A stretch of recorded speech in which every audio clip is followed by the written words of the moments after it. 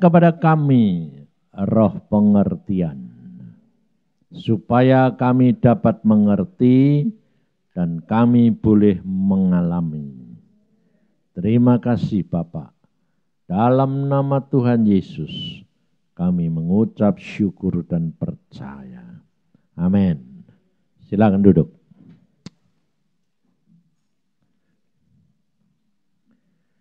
Mari kita buka firman Tuhan. Di dalam Mazmur 37.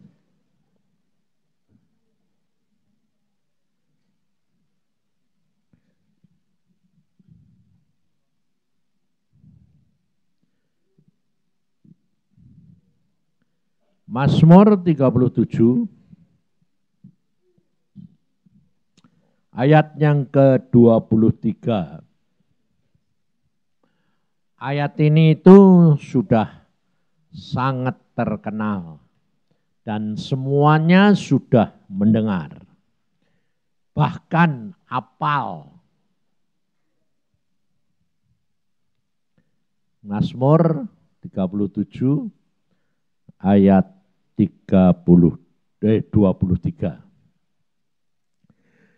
Tuhan menetapkan langkah-langkah orang yang hidupnya berkenan kepadanya. Apabila ia jatuh, tidaklah sampai tergeletak. Sebab Tuhan menopang tangannya. Ya. Ayat ini mengatakan kalau saudara dan saya itu hidup berkenan kepada Tuhan, maka Tuhan itu menetapkan langkah-langkah kita. Tetapi kenyataannya, biarpun ditetapkan langkah oleh Tuhan, jatuh enggak? Hah? Jatuh enggak? Nah, mengapa? Masalahnya itu toh. Lah kalau Tuhan sudah menetapkan, kok ya bisa jatuh? Ini loh saudara. Kerap kali kita ini tidak dapat mengerti akan Tuhan. Kenapa? Karena Tuhan itu roh. Kita ini daging. Maka dari itu kita kerap kali bingung, takut, khawatir, lalu frustrasi. Nah, kalau saya bilang Tuhan itu roh, jangan kamu punya pendapat yang salah. Karena apa? Kalau Tuhan itu roh, bisa diraba, bisa dilihat enggak? Hah? Ayo. Bisa diraba enggak? Enggak? Enggak. Loh kok enggak itu bagaimana? Lah, di dalam Lukas 24 bilang apa? Coba.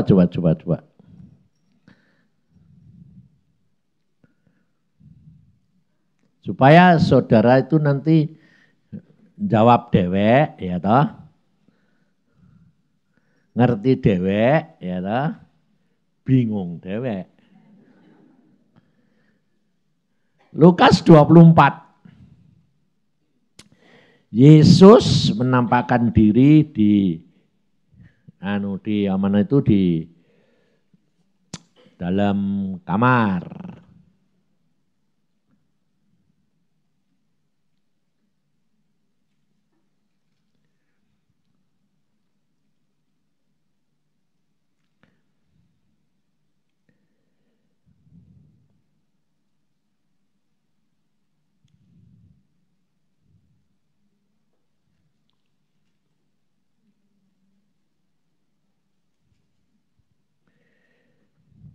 Ayat yang mulai dari ayat yang ke-36. Dan sementara mereka bercakap-cakap tentang hal-hal itu, Yesus tiba-tiba berdiri di tengah-tengah mereka dan berkata kepada mereka, damai sejahtera bagi kamu. Mereka terkejut dan takut akan dan menyangka bahwa mereka melihat hantu itu roh atau daging. Nah, ya, terus. Akan tetapi Yesus berkata kepada mereka, mengapa kamu terkejut? Dan apa sebabnya timbul keraguan-raguan di dalam hati kamu? Lihatlah tanganku dan kakiku, aku sendirilah ini. Rabalah aku dan lihatlah, karena hantu tidak ada daging dan tulangnya, seperti yang kamu lihat ada padaku. Jadi Tuhan Yesus itu, Tuhan kita itu roh atau daging? Nah, lu kok bingung, kok ketawa? Ketawa itu tandanya bisa dua loh, bisa ngerti, bisa enggak. Tuhan Yesus roh atau daging? Hah? Nah, aku sekarang yang jadi bingung aku. Karena apa? Karena kamu sebagian bilang roh, yang sebagian bilang daging. Jadi aku yang bingung. Yesus itu roh dan daging. Jadi yang bilang roh, ya benar sebagian. Karena memang Yesus itu roh dan daging. Nah, makanya Tuhan Yesus berkata, kenapa kamu kaget? Sebabnya apa? Yesus tahu-tahu masuk kamar. Pintunya tertutup semua, Yesus muncul. Sehingga murid-muridnya pikir itu adalah hantu, roh. Yesus berkata, kenapa kamu kaget? Ini aku. Sebab apa? Sebab pikiran murid-murid, kalau roh itu tidak bisa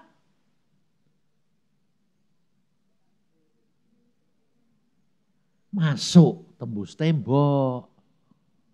Ya toh? Loh. Kalau daging maksud saya. Lah, berarti kamu tadi tidak jawab benar. Berarti kamu bingung juga. Jadi berarti tidak ada yang ngantuk. Sebab murid-murid itu merasa kalau itu daging, tidak mungkin tembus tembok. Tapi Yesus tembus tembok.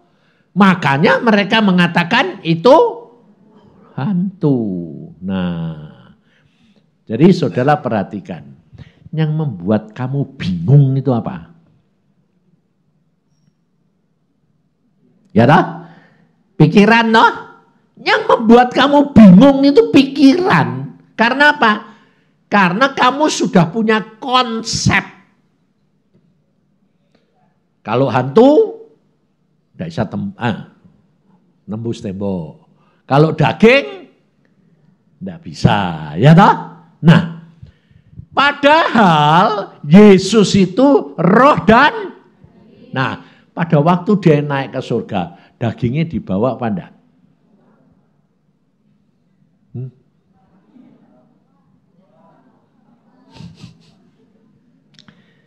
Dibawa enggak? Bawa, mosok dong dagingnya copot. Mana ada. Yesus pada waktu naik ke surga, Dia ngangkat tangan, naik ke langit itu. Dan dia naik, di bawah. Nah, sekarang Yesus di mana? Di surga. Punya daging enggak?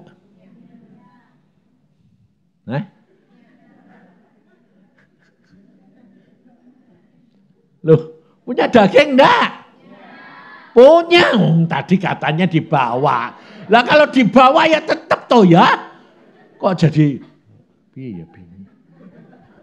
Nah, sekarang apa yang tadi kamu katakan? Bapak kita, Tuhan kita itu roh atau daging?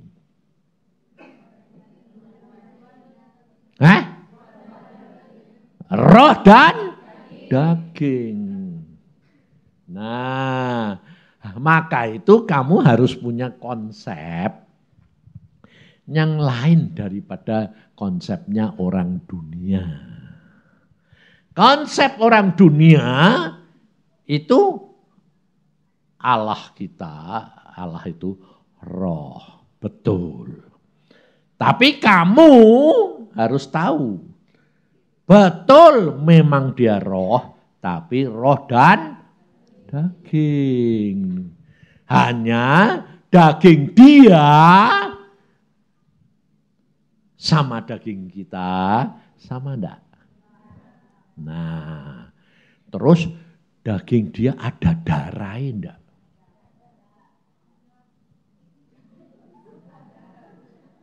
Hah? Ada darahnya enggak? Sebagian bilang ada, sebagian bilang enggak. Loh, ada daging an? Kalau kamu ada darahnya enggak? Ada. Kalau enggak ada darahnya apa? Yesus ada darahnya enggak?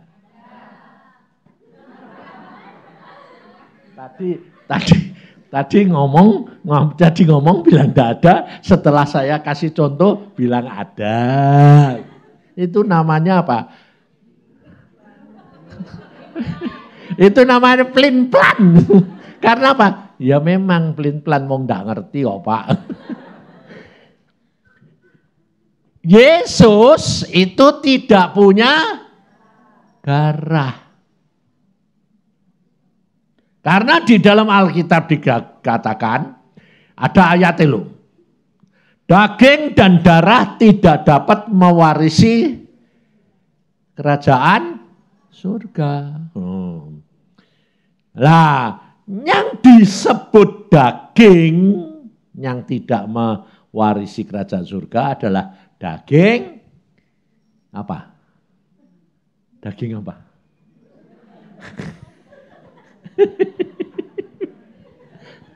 Daging apa? Dagingmu, tapi daging yang masih ada darahnya, daging lama. Kalau daging baru seperti dagingnya Yesus, itu sudah tidak ada darahnya. Nah, lalu Elia pada waktu naik ke surga, dia punya daging dan darah enggak? Hah? Ayo. Punya enggak? Lah terus berarti Elia di sana punya darah.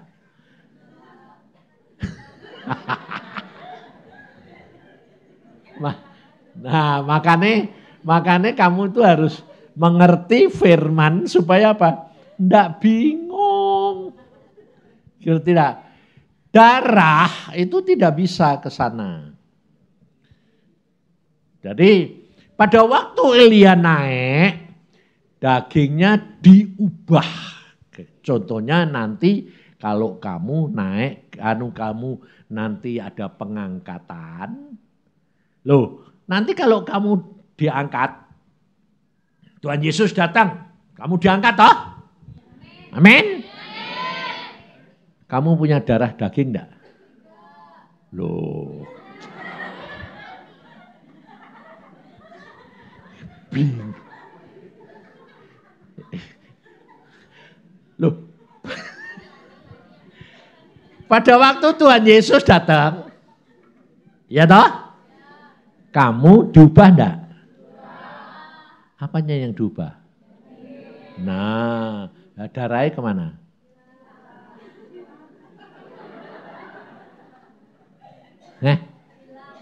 Ya hilang. Tinggal daging baru.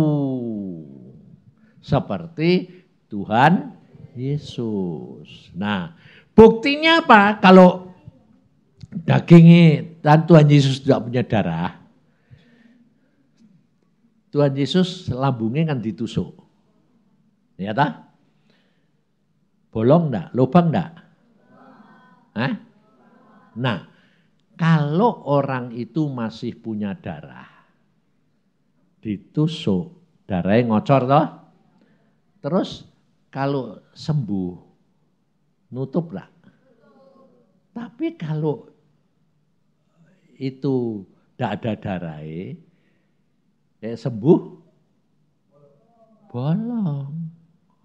Makanya tangan Tuhan Yesus tetap bolong. Lambungnya tetap bolong. Kenapa? Karena sudah tidak punya darah. Contohnya,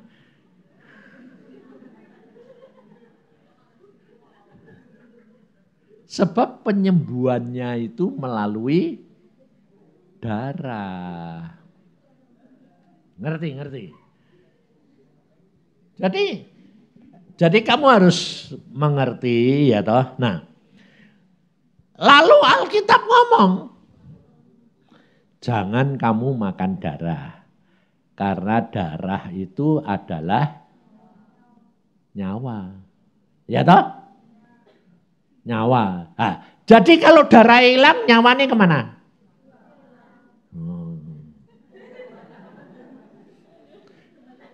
Jadi kalau darah hilang, nyawanya hilang. Lah kalau gitu yang masuk surga apa? Ayo. Loh, ngerti lah. Kamu itu baca Alkitab, jadi orang Kristen puluhan tahun, tapi perkara yang kecil-kecil gini enggak ngerti, bingung. Makanya kamu harus belajar firman itu. Kenapa? Supaya kamu itu jangan mempunyai konsep yang kamu tidak mengerti. Yang masuk surga itu nyawa itu sama dengan jiwa. Yang masuk surga itu jiwa dan roh. Lah kalau darahmu hilang, jiwanya hilang, lah terus piye? Kemana? Apa dombe ayam kamu? Enggak, ngerti tak? Sebab darah itu bukan jiwa. Tetapi jiwa di dalam darah. Ngerti tak? Jadi darah itu rumahnya jiwa. Lah, di dalam Alkitab ada enggak? Ada.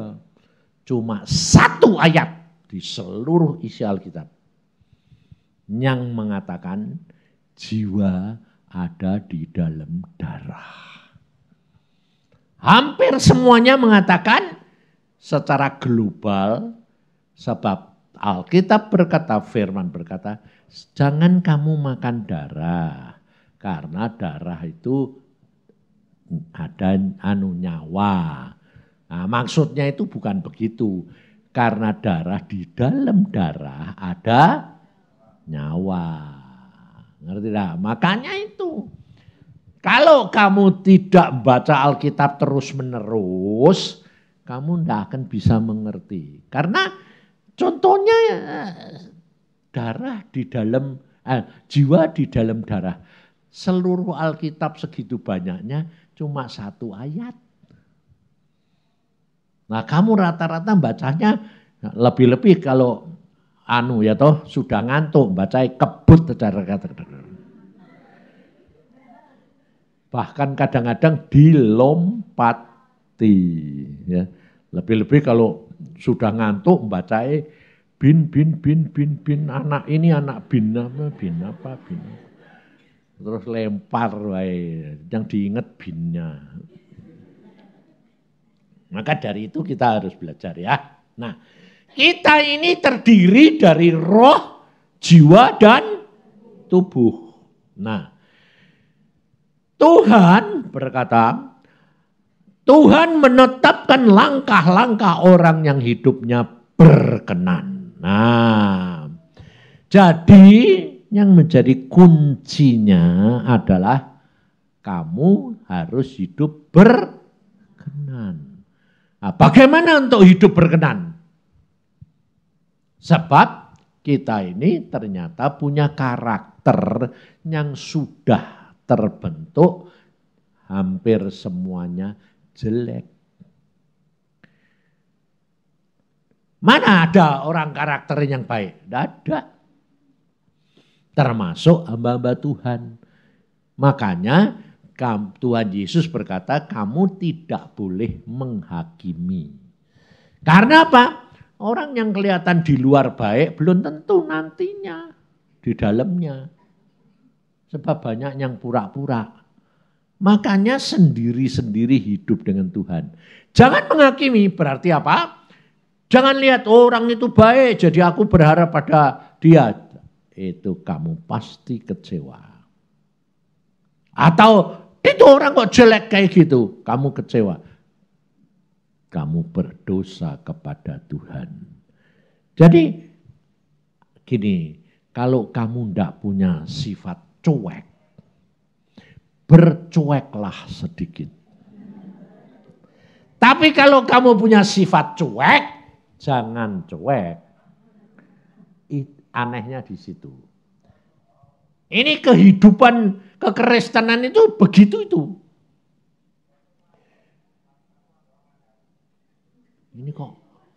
Ini kok suara kok banyak. Ada radio dari mana itu?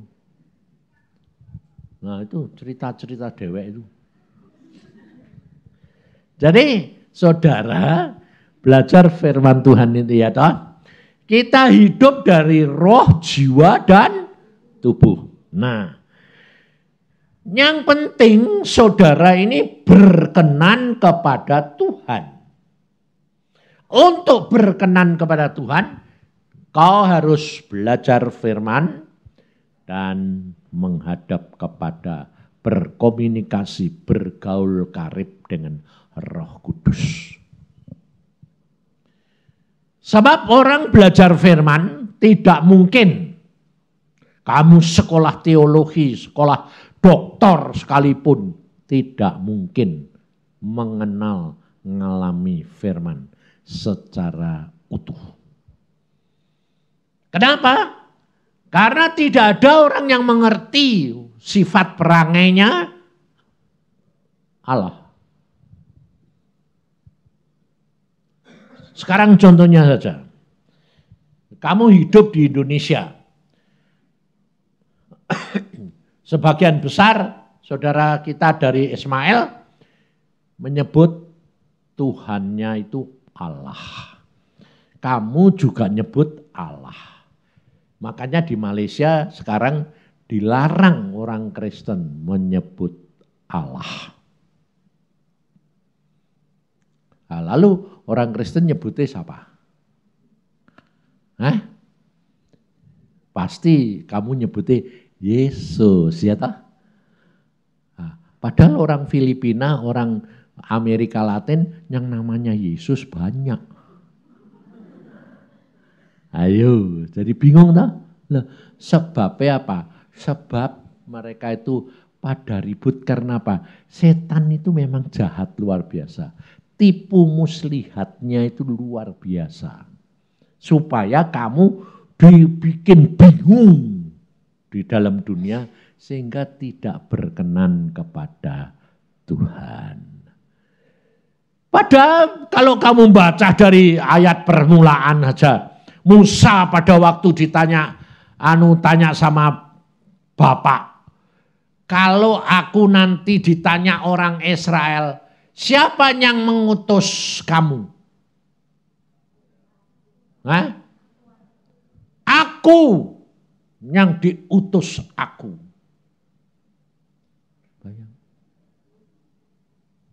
Katakan kepada orang Israel, kata Tuhan, aku mengutus aku untuk datang kepadamu. Jadi namanya siapa? Namanya siapa?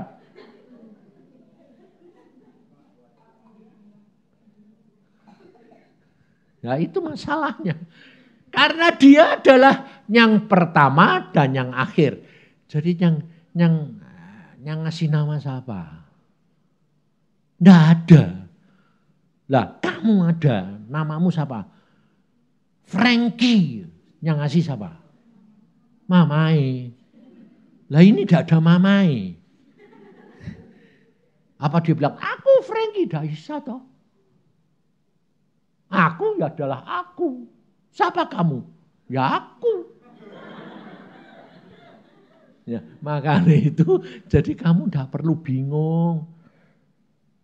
Terus ada Alkitab baru dikatakan, namanya Yehova.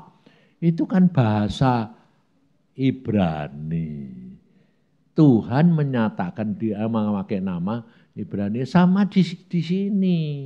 Tuhan pakai nama siapa? Yesus, Allah, enggak masalah.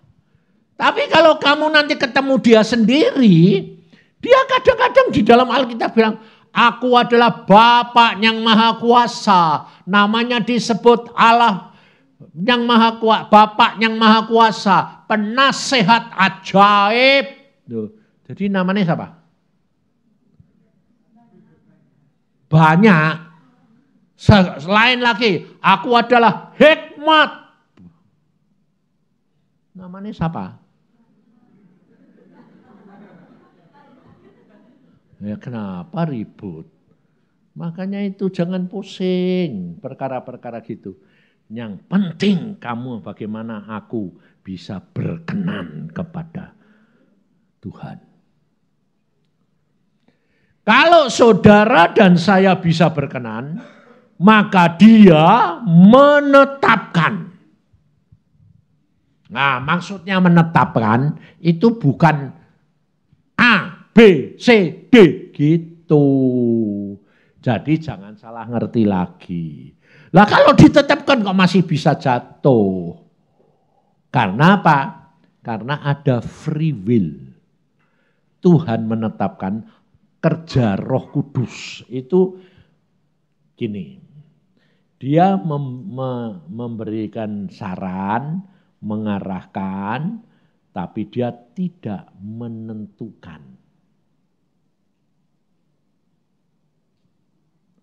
Makanya masih bisa jatuh. Kalau di sini dikatakan Tuhan menetapkan. Loh kok bisa jatuh Pak? Sudah ditetapkan. Berarti aku jatuh juga ditetapkan. Enggak. Tuhan mengarahkan tapi tinggal kamu mau apa enggak. Nah, kenapa kita bisa jatuh? Karena pikiran. Karena mata. Karena tubuh, karena telinga. Kenapa? Karena menurut kita jalan itu enggak baik.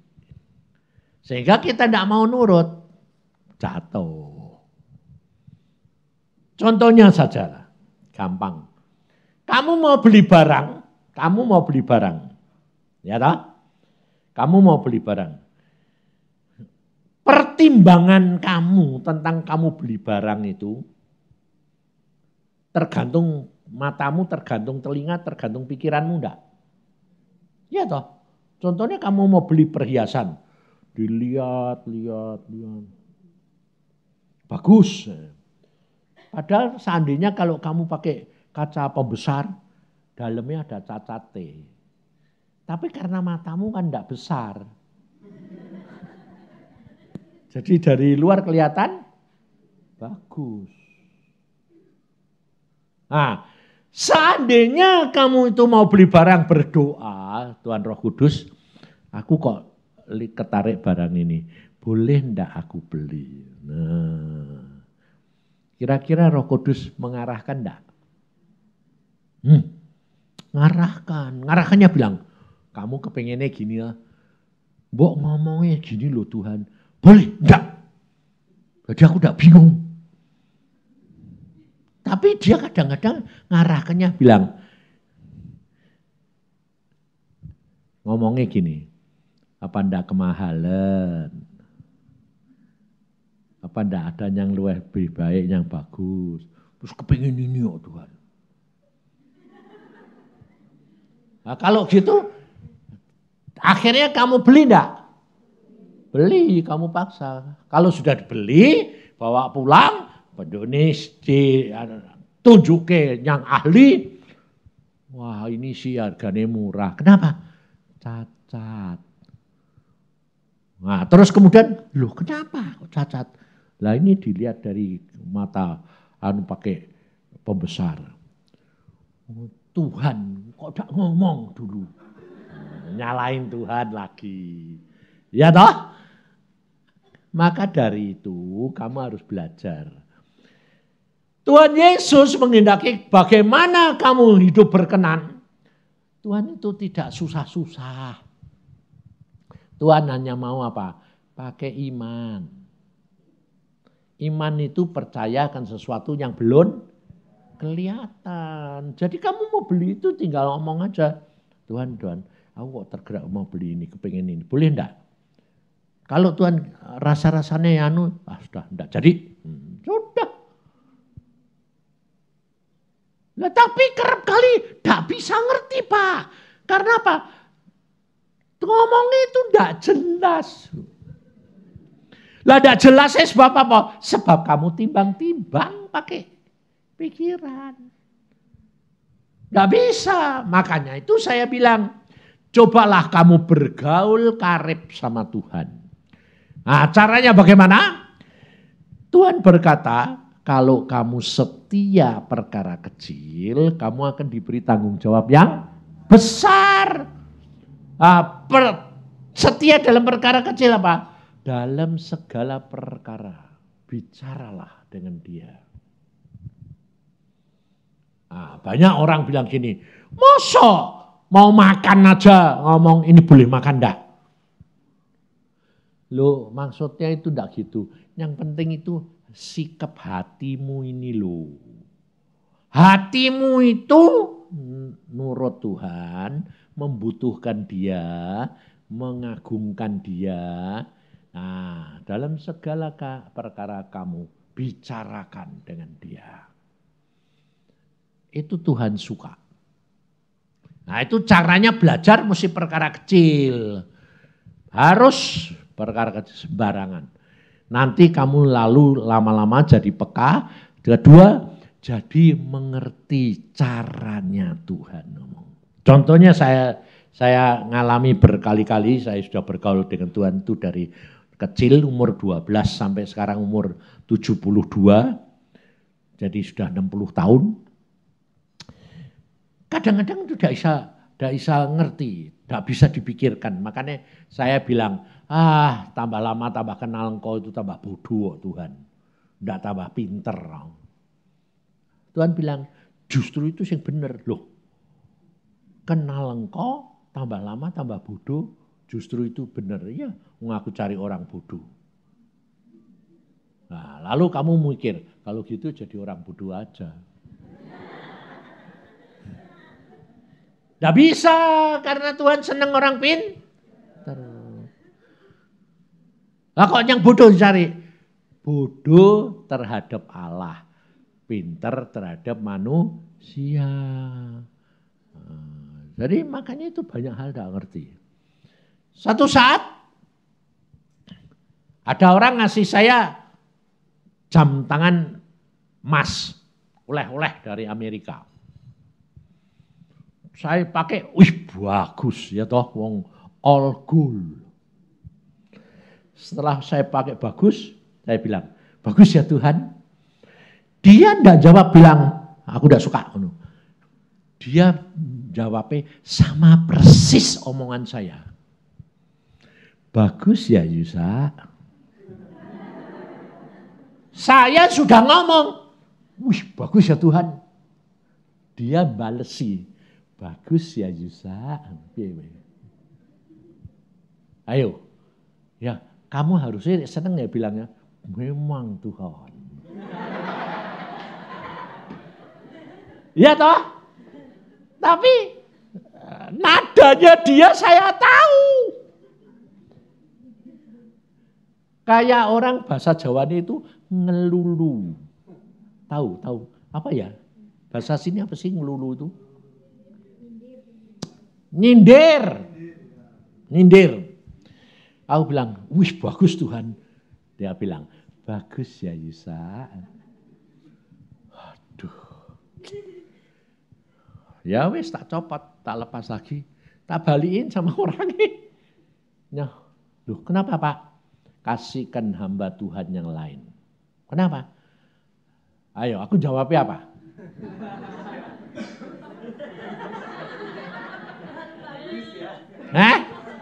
Masa aku bilang, bagus ya. Ya dari situ. Aku jawab Pepe, bagaimana coba? Lah, kerap kali ini dia bingung. Aku bilang, memang bagus. Tapi Tuhannya enggak suka. Enggak suka aku nerima itu. Kenapa Pak? Enggak tahu. Oh, enggak dikasih tahu. Mengapa? Padahal ini pemberian orang itu mendapatkan mujizat melalui saya. Loh. Jadi ngasih oleh-oleh, ngasih apa. Nah Tuhan ini bilang gitu ya saya enggak berani terima. Ngerti saudara? Lalu akhirnya setelah lama saya bilang, kenapa sih Tuhan? Kok kowe enggak suka aku pakai jam itu? Tuhan bilang, nanti kamu tidak sadar jadi sombong. Kenapa? Karena itu hasil kamu dipakai membuat mujizat. Jadi tiap kali lihat mujizat. Loh, kita enggak ngerti toh. Makanya saya bilang, oh ya betul Tuhan, betul. Kita kerap kali itu tidak bisa mengerti saudara. Kalau tidak ngalami sendiri, makanya saya bilang, udahlah, rileks saja. Ikut Tuhan itu jangan pusing-pusing, jangan bikin susah. Karena kalau kamu tidak rileks, kamu gampang frustrasi. Berdoa berbulan-bulan tidak dijawab. Orang lain berdoa gampang malah dikasih. Bagaimana? Contohnya kamu sakit, Tuhan, tidak dijawab-jawab. Orang lain doa, sebentar jawab. Itu orang baru bertobat dia coba jawab, dia bilang sama saya, Pak, anakku sakit bagaimana Pak? Ya doa saja. Doanya bagaimana? Loh, doa kok bagaimana? Doa saja. Terus dia bilang, ngomongnya apa? Ngomong aja. Terus dia bilang, oke, di depan saya loh. Tuhan Yesus, lu tahu anak gua sakit. Ngomongin. Tuhan Yesus, lu tahu anak gua sakit. Tolong dong sembuhin. Sembuh? Aku sampai, Yang lain, Tuhan, dalam nama Yesus sembuh. Enggak sembuh. Ini lu gua sembuh. Aku bilang, Tuhan, engkau itu memang aneh. Lalu, kenapa ngombok sembuhin? Nah, dia belum tahu kok. Lah kenapa deh aku sembahyang lu gua udah mau? Aku sudah tahu. Iya. Ngerti enggak saudara? Tuhan tak bisa dibatasi. Itu ya. Lalu saya yang ngomong, nanti lain kali sembahyang jangan lu gua, kurang ajar. Loh, kenapa kurang ajar? Dia kan maha kuasa, raja di atas segala raja. Masa kamu sama presiden bilang, lu berani, enggak berani. Oh ya. Gua belum tahu. Ya memang lu udah tahu. Nah ini loh saudara, ngerti tidak? Saudara ini kan turut di sini selama setahun ini kan pendidikan karakter, bukan pendidikan sebetulnya, pembentukan karakter, ya toh? Tapi sebetulnya tidak ada yang bisa diubah itu tidak bisa. Tapi Roh Kudus yang bisa. Yang bisa mengubah itu cuma Tuhan, bukan kamu. Kamu mau jungkir balik, mau usaha. Contohnya aja gini. Kamu yang cerewet. Cerewet itu karakter enggak? Karakter ya? Mau tidak cerewet enggak? Mau toh? Bisa enggak? Enggak bakal bisa. Nah, tapi kalau Tuhan bisa. Nah, caranya bagaimana? Macam-macam. Kalau sudah enggak cerewet, saya tanya, kowe kok sekarang lumayan enggak cerewet? Iya, aku bisa berubahnya bagaimana? Enggak tahu tuh Pak. Tahunya berkurang, kok ya bisa diem ya Pak. Yang lain tanya, kamu kok cerewet? Sekarang enggak? Ya kapok Pak. Loh kapokin apa? Lah mulutku pengkor. Lah caranya Tuhan itu macam-macam. Dan bukan dia. Ngerti tidak saudara? Cara Tuhan itu tidak terbatas. Dan dia yang bisa. Nah sekarang rahasianya lalu bagaimana supaya aku bisa diubah karakternya.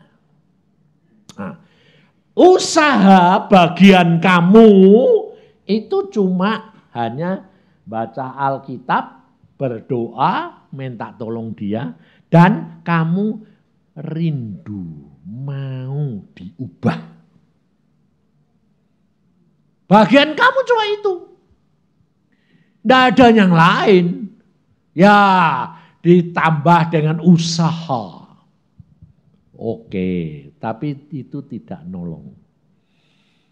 Yang menolong kamu adalah sikap hati yang mau diubah.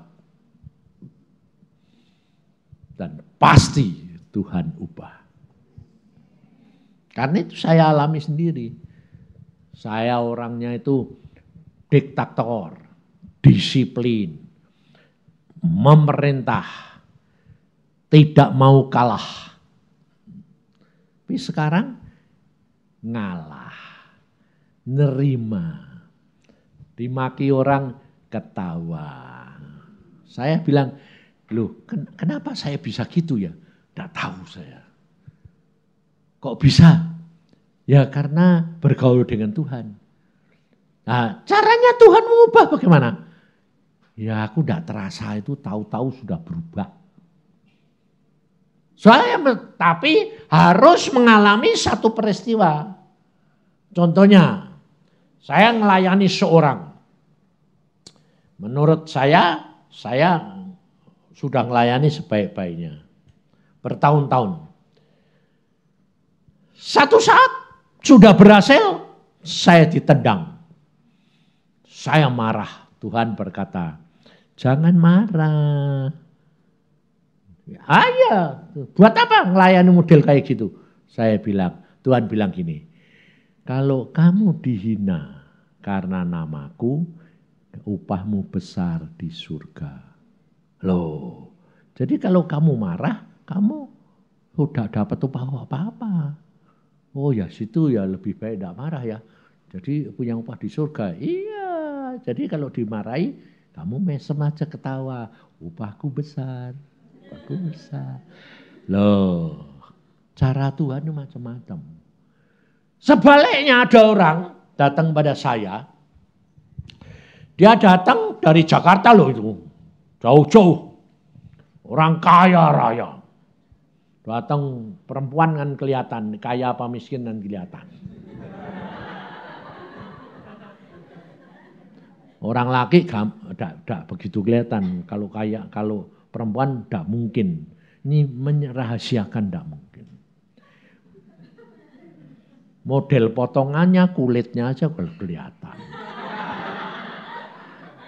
Apalagi dandane, ya toh? Wah, manja lagi. Ngomong, saya ya kasihan wong ngeluh dari A sampai Z tok. Barbare saya cuma tanya gini, Tuhan ini orang diapake sih Tuhan, kasihan ya Tuhan. Marahi. Loh wong orang sudah nangis-nangis kayak gini kok, mbok kon marahi itu piye toh? Marahi. Ya wis tak marahi. Berarti saya marahinya pertama gini. Kamu datang sini cari siapa? Ya cari Pak Yusa. Salah alamat. Jangan manja. Wah, kaget ya. Kok jahat amat sih. Nangisnya 2 kali lipat. Tambah. Terus dia lapor. Tuhan ini hamba-Mu jahat. Makanya jangan cari orang, aku bilang itu. Iya betul ini. Saya datang sini kecewa amat. Syukur. Sudah tak marahi seberapa jam. Tuhan bilang, sekarang ajak sembahyang. Sembahyang. Ayo sembahyang. Sembahyang. Bayangin. Aku sudah nurut Tuhan. Tuhan ini tak ajak sembahyang. Bilang, Tuhan. Jadi tidak jadi sembahyang karena apa? Saya dengar Tuhan ini ngomong sama dia. Lalu tidak ngomong toh. Dilus-lus. Dibilangi gini. Lah ya. Kamu cari hambaku ya kecewa. Carilah aku. Coba. Saya dengar sendiri. Terus ditambahi lagi. Hambaku tidak bakal mengerti engkau. Aku ngerti kamu. Nangisi 3 kali lipat. Disayang-sayang Tuhan kayak gitu. Bayangin saudara. Kalau kamu jadi hamba Tuhan kayak aku. Piye coba. Bingung dah. Hah? Bingung. Tapi untungnya Tuhan tuh enggak bikin bingung. Ya pertama bingung. Makanya saya bilang. Sudah tenang. Jangan terlalu banyak mikir. Habis itu ajak sembahyang. Dia amin. Wah langsung dia mesem ketawa. Tuhan tuh lo baik. Kamu tuh jahat.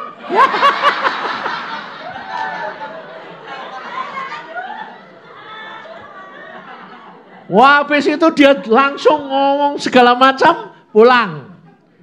Nggak ngasih uang 1 sen. Karena kecewa. Pulang dia. Pulang akhirnya saya nongkrong, saya ngomong sama Tuhan gini, Tuhan gue itu aneh ya. Loh, tadi mbok suruh marahi, desbar kamu lus-lus. Tuhan bilang apa? Kamu harus yang ngucap syukur. Piye gue? Bisa ngucap syukur? Loh, kenapa aku bilang gitu? Loh, aku sudah mau jadi kayak korban. Malah juga saya harus ngucap syukur. Iya, gue mesti ngucap syukur. Kenapa? Aku bilang.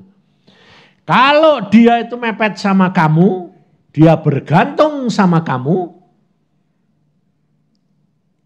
dia nganggap kamu Tuhannya. Dia nanti kemana-mana cari kamu. Ya toh? Dan aku Tuhanmu ndak seneng, kowe tak gantung. Lu kok marah? Aku bilang, iya. Karena apa? Karena kamu tidak nuntun orang datang kepadaku, tapi kamu datang untuk dirimu sendiri. Kamu mencuri kemuliaanku. Oh, ternyata baik ya Tuhan. Kok gitu ke? Iya, makanya ngucap syukur. Ya sudah, ngucap syukur. Terima kasih. Aku minum. Ngerti saudara? Kamu tidak akan bisa mengerti Tuhan. Karena apa? Di balik segala sesuatu apa yang kamu dan saya alami, Tuhan itu pasti punya rencana yang luar biasa. Memang sementara tidak enak, tapi pasti goalnya itu enak. Makanya Tuhan berkata ucapkan syukur. Makanya itu kenali Tuhan. Jangan nilai-nilai dulu. Wah ya aku kok gini. Udah relax. Gelinding aja. Toh akhirnya sampai. Daripada kamu gelinding, enggak gelinding, persegi, duduk. Susah ya toh. Ada bunder kan enak. Gelinding. Memang enggak enak. Tapi luar biasa. Tuhan itu istimewa. Maka dari itu jatuh, ya sudah. Kalau jatuh, karena aku masih punya, jiwaku masih dominan. Dagingku masih dominan. Jadi itu harus dikikis sampai sakara suatu selesai. Karena setiap orang itu punya jatah masing-masing. Nah, saudara juga harus punya pendapat dan pengertian. Tuhan itu tidak hanya sayang kamu orang Kristen, tapi Tuhan juga sayang orang bukan Kristen.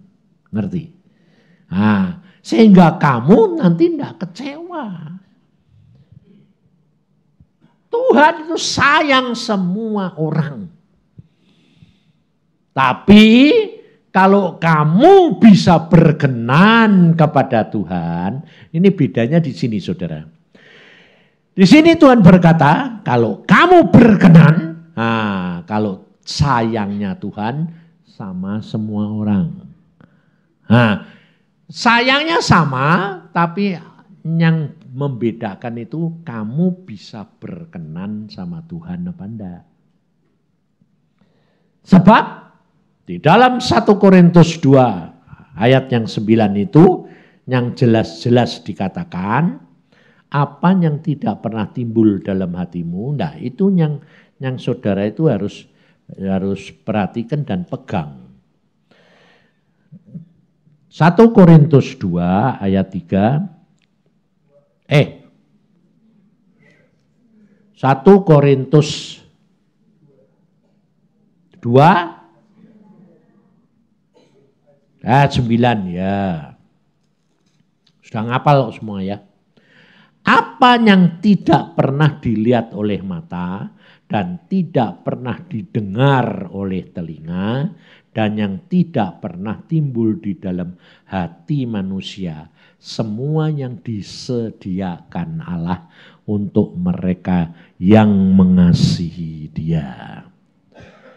Jadi yang menjadi pokok sikap hati kamu mengasihi Dia. Utamakan Dia, maka Dia sudah menyediakan yang tidak pernah kamu pikir-pikir dan yang tidak pernah timbul dalam hatimu. Nah, itu berarti begini, bukan berarti ya kayak gitu ya enggak usah kepengen. Enggak. Justru Tuhan itu lucu. Tidak pernah timbul dalam hatimu dan pikiranmu, tapi pernah kamu kepingin. Nanti kalau kamu menyenangkan hati Tuhan, kamu tidak sadar, tidak tahu, oh aku dulu pernah pengen ini. Akhirnya digenepi semua. Yang kamu sendiri tidak tahu. Contohnya waktu kecil, saya ini paling senang mobil toh. Karena dari kecil tidak pernah punya mobil.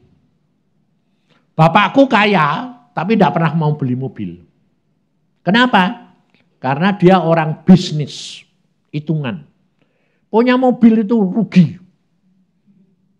Peliharaannya rugi, harganya merosot. Kalau butuh sewa, sekali pakai selesai. Tabrakan rusak orang urusan. Jadi bapakku itu tidak pernah beli mobil. Lah aku ini orangnya senang mobil.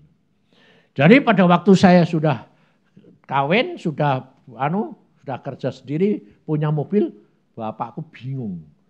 Kamu mobil lo ganti-ganti dong. Saya ini ganti mobil itu 2-3 tahun ganti, 2-3 tahun ganti.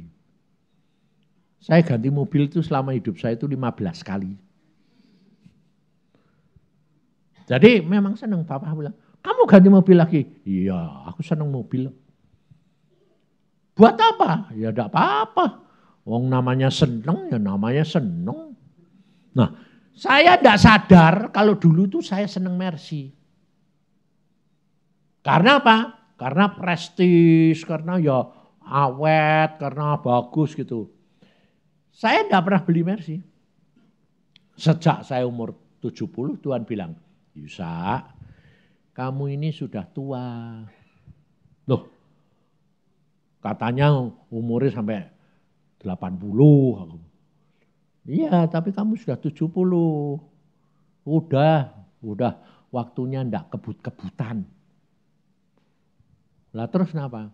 Ayo ganti Mercy. Lah, buat apa? Aku enggak senang, Saudara. Kenapa? Karena ada sejak tak bisa. Yang bisa diajak itu mobil Jepang. Galen. Terus Mitsubishi itu loh. Larinya nyenengin. Nah, tapi saya bilang enggak boleh jus-jusan, kebut-kebutan. Nah, sudah tua, sudah ada umur karena tubuh ini responnya kurang cepat. Oh ya. Dah ganti Mercy. Nah, wong memang dasar watak seneng lari cepat. Yang enggak boleh kan jes-jesan. Serobot sana, serobot sini enggak boleh. Tapi dia lari cepat boleh enggak? Boleh. Ngerti gue? Aneh toh? Makanya kenali Tuhan luar biasa. Jadi saya pakai Mercy, saya bilang Tuhan, boleh enggak tak coba larinya cepetnya berapa? Oh boleh. Loh, lah katanya enggak boleh kebut-kebutan. Yang enggak boleh itu nyerobot, cepat gitu. Lari cepat boleh. Ya lumayan, aku ya senengnya lari cepat. Jadi coba pencet terus, wah 200 kok belum habis. Enak ya Tuhan, iya. Nah, tapi kok mbok kasih enggak boleh, enggak boleh itu gini loh. Lari cepat boleh, asal memungkinkan. Oh, Tuhan itu luar biasa. Maka dari itu kalau saudara itu bisa bergaul karib sama dia, mengenal dia, luar biasa. Tidak usah kamu kepingin apa. Waktu terjadi kecelakaan bulan Maret yang lalu sama menantu saya Evi meninggal itu, mobil saya hancur, saya cuma taunya gini loh, Tuhan saya ini di mana? Kok mobilnya hancur gini? Di sebelah saya, loh Evi kok mati? Tuhan bilang, enteng aja itu, dia bilang, Evi pulang memang, sudah di samping saya. Loh lah terus piye ini? Ya enggak apa-apa, Tuhan bilang. Loh, mobil hancur kayak gitu, otak saya garis mediannya miring, ya enggak apa-apa. Ngerti saudara? Sehingga saya keluar dari mobil sendiri, ditulungi orang, masuk rumah sakit, dibawa Denny sama Henry ke Boromeus. Dokternya malah geleng-geleng. Geleng-gelengnya piye? Lah orang kayak gini kok masih hidup tuh piye toh? Dokter 5 itu sampai gini.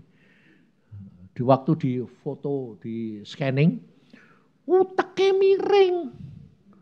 Loh lah kok saya sadar. Darahnya penuh.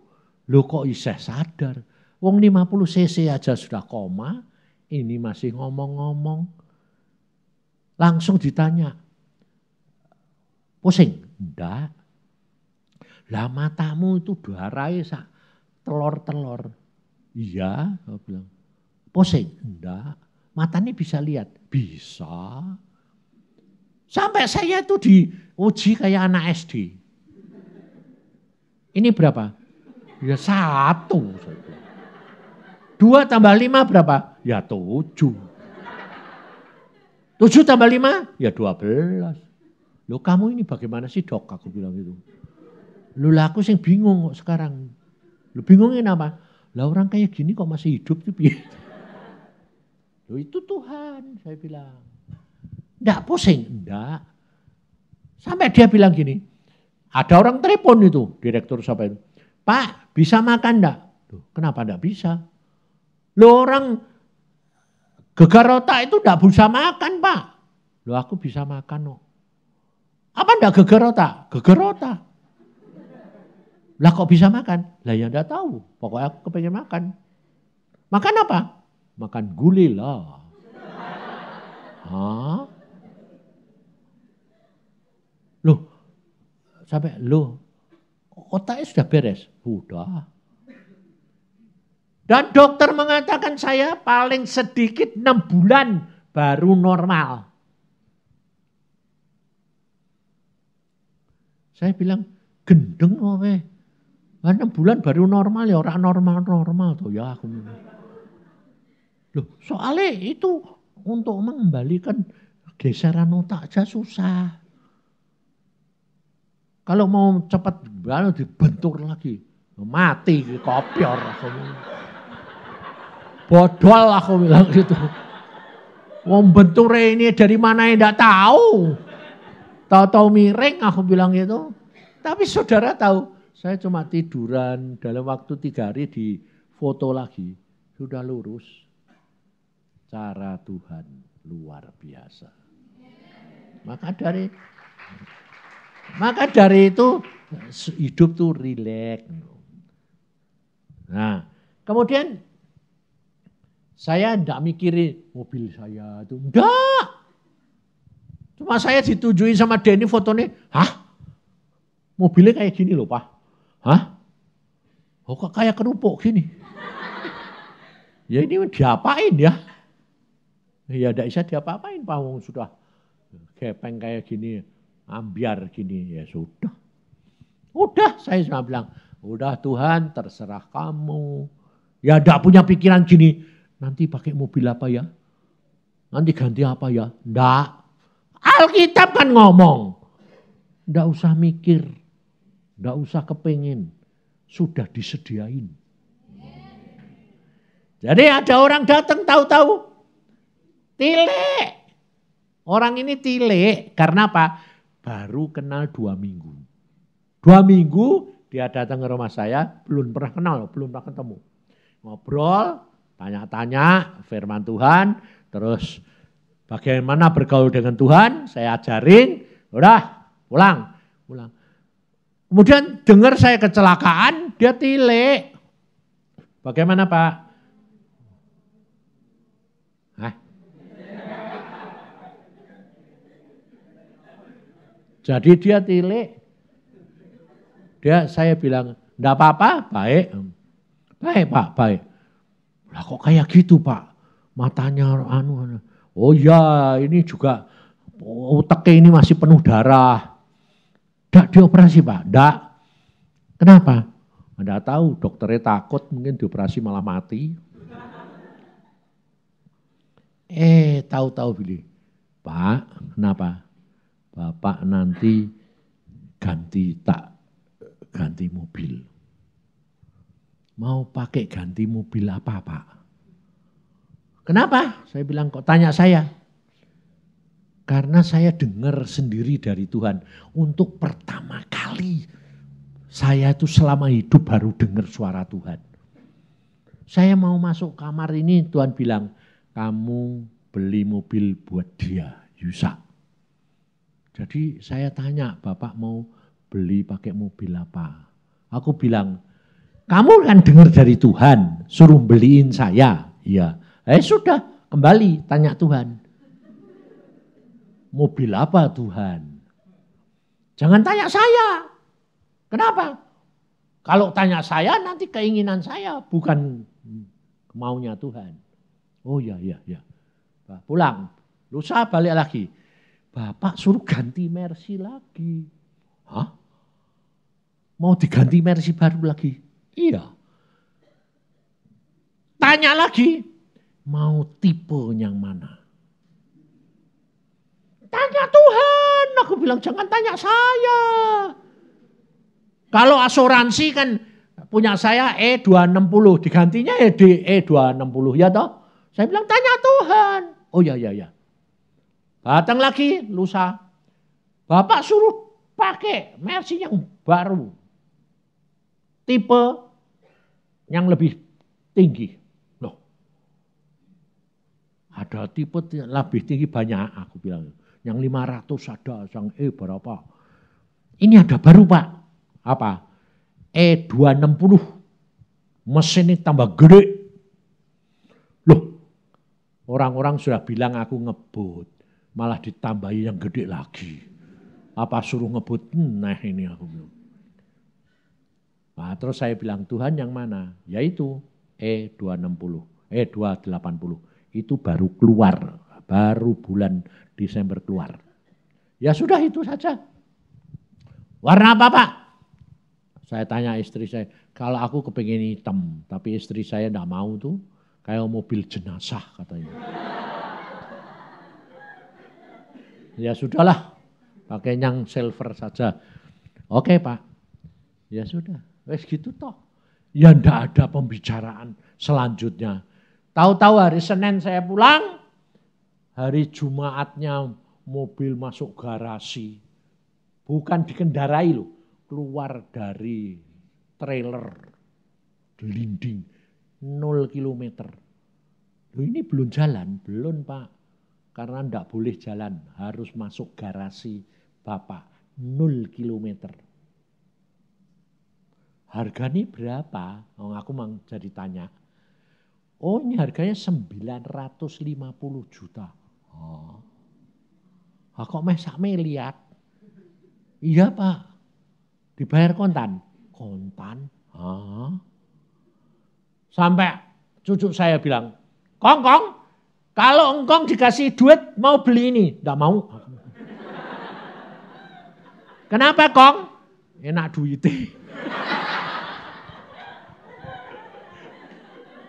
Wong ternyata engkong pakai mobil ganti Mercy, ganti apa. Mobil sama aja lah. Ternyata ya mobil sama aja. Lebih enak mobil yang Jepang itu. Jadi kalau nyerempet kalau apa, enggak apa-apa lah. Kalau ini kan mahal. Tapi engkong dikasih kok. Ya kalau dikasih ya oke lah. Ngerti tak saudara? Bergaul dengan Tuhan, itu caranya begitu. Jadi jangan kamu ribut dengan karaktermu. Kok enggak hilang-hilang, kok ini enggak bisa, kok enggak bisa berubah. Jangan nuntut yang lain. Tidak ada seorang pun yang bisa mengubah karakter kecuali Yesus. Lah tugas kita apa? Kalau kamu kepengen orang yang dekat kamu berubah, doakan. Nanti Roh Kudus yang punya cara mengatur dia berubah. Demikian juga kamu. Kamu pun bisa diubah kalau Roh Kudus. Lah caranya macam-macam. Ngerti tidak? Apapun yang ada di dalam hatimu yang kamu sudah lupa, itu nanti digenepi sama Tuhan. Ngerti tidak? Jadi kalau kamu dapat nubuatan, dapat apa itu, jangan diingat-ingat nubuatannya. Kalau diingat-ingat gagal. Karena apa? Karena hatimu tertuju sama nubuatan itu, bukan sama Tuhan. Tidak datang-datang. Tapi kalau kamu mengucap syukur, kamu menyenangkan hati Tuhan, datang sendiri. Dan waktunya pasti tidak lama. Apalagi zaman sekarang, waktunya dipercepat sama Tuhan. Waktu kami di Manado, Tuhan bilang sama saya gini, kamu berdoa. Doa apa? Aku bilang gitu. Minta supaya setan ini ditahan 3 tahun. Maksudnya apa Tuhan? Supaya malapetaka maupun perbuatan jahat dia itu ditahan 3 tahun. Sebab kalau tidak ditahan Tuhan, tidak ada orang selamat kalau nanti aku datang kembali. Wah, berarti loh ini kira-kira. Berarti setelah itu nanti aniaya Tuhan. Ya. Kalau aniaya itu datang, tidak ada orang bisa bertahan. Karena apa? Karena nanti antikris datang, setiap orang dipasangi chip. Saudara mau mikir apa aja ketahuan. Jadi lebih baik latihan sekarang, jangan mikir. Segala sesuatu, tanya Roh Kudus. Jadi tidak mikir toh. Tuhan ini piye? Gini, jalan, lakuin aja. Dia tidak bakal tahu. Chipnya kan taunya doa, tanya Roh Kudus. Nah, Roh Kudus ngomong, dia tidak dengar. Tinggal kamu melakuin. Nah, tapi kalau kamu mulai mikir, ketahuan. Jadi saudara itu tidak usah takut. Karena apa? Karena Tuhan itu sudah merencanakan segala sesuatu. Dia pasti punya jalan untuk mengatasinya. Karena dia maha kuasa. Tidak usah takut. Makanya aku bilang, relax saja. Lah tapi kalau kita mikir, setannya kan tahu. Iya betul. Makanya jangan mikir. Demikian kamu mikir, setan tahu. Tahu karena apa? Setan itu ahli tukang ramal. Kamu mikir, mimikmu sudah ketahuan. Dia toh, kamu susah, mimikmu susah. Dia tahu, susah. Dia tahu. Makanya jangan mikir, relax saja. Jadi orang tidak tahu, setan pun tidak bakal tahu. Hiduplah dengan Tuhan, jalan bersama Dia, berkomunikasi sama Roh Kudus, kamu akan berjalan menuju kepada kesempurnaan. Amin. Mari kita berdoa.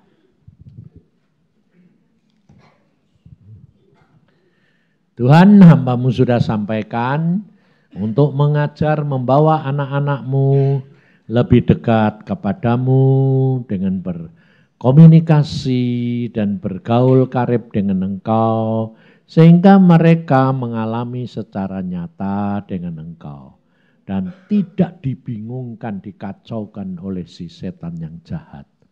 Tolongin anak-anak-Mu, apa yang dibutuhkan oleh anak-anak-Mu, supaya Engkau sendiri yang menyiapkan, memberikan kepada mereka. Supaya mereka mengalami secara pribadi dan mengasihi Engkau dan berjalan bareng kemana Engkau suka. Terima kasih Tuhan.